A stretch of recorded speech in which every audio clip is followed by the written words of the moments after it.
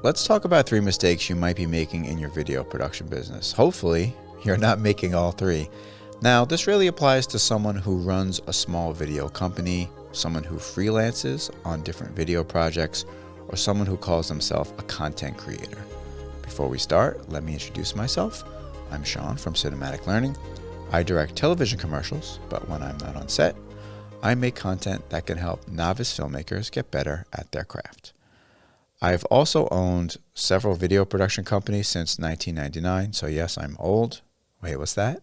I don't look old? Thank you. That's nice of you to say that. The first mistake we need to look at, I was at one time guilty of this, is not having the confidence to ask your clients to post a review of your service. In 2022 and beyond, that probably means not asking for a video testimonial because, everyone can easily record a quick smartphone video and send it or post it these days. Social proof has become a huge factor in making sales. When you are shopping, let's say you are going to buy a new camera. You, of course, want to read and watch reviews of that camera to help inform you about your purchase decision. So you look for social proof.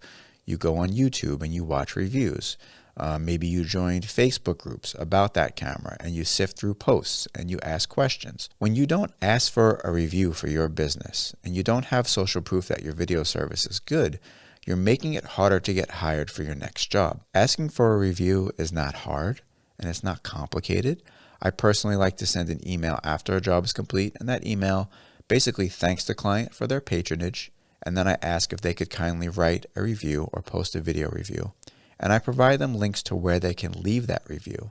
And that way there's no confusion.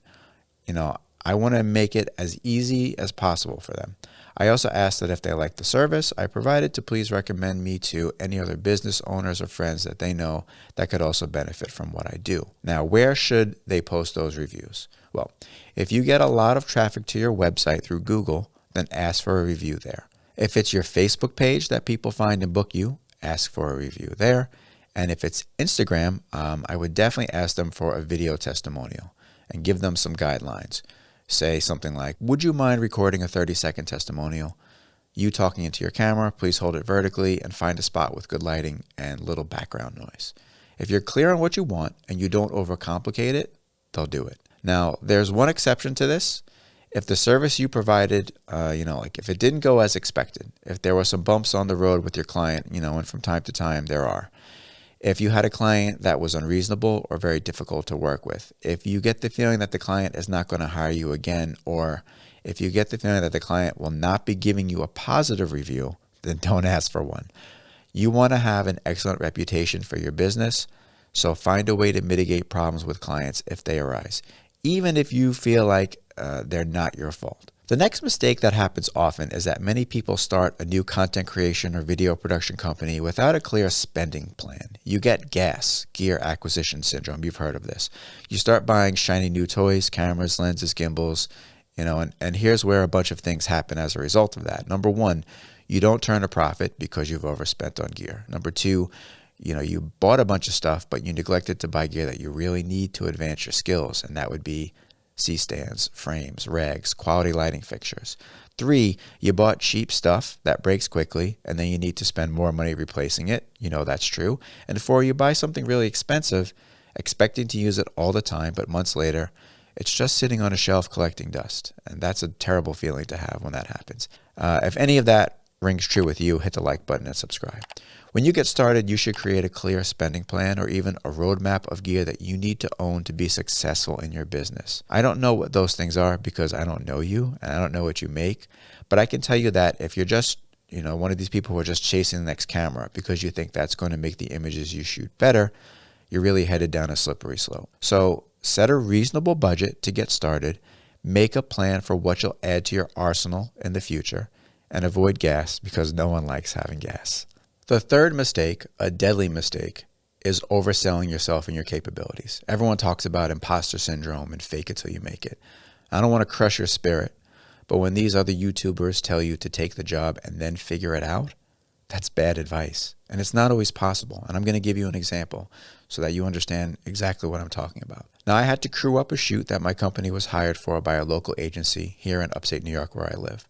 I was going to direct and DP, and I assembled a crew of freelancers that I like to work with whenever possible.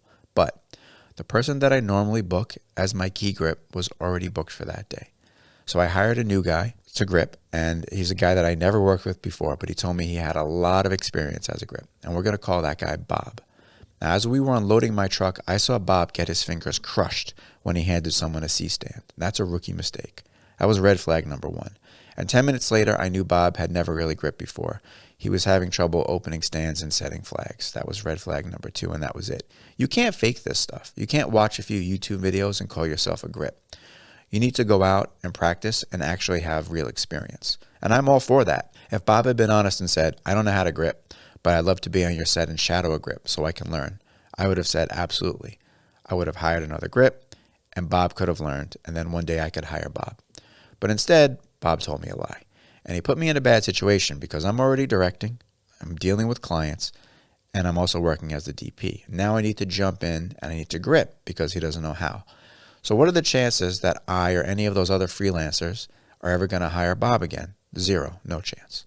So the lesson here is that if you get asked to do something that's way over your head, you should be honest and you should say that it's not in your skill set. Or if you're smart and the price is right, take the job and subcontract it to someone who can handle it. That's called producing. Now I hope if you're making any or all of these mistakes that this video helped you identify that problem, and now you can work on finding the right solution so that you can succeed. If you have filmmaking questions or comments, leave them for me below. If you like this video, thumbs up, share it, subscribe, and please head over to cinematiclearning.com to check out some of my filmmaking courses if you want to work your way up to becoming a professional. They are all inexpensive courses.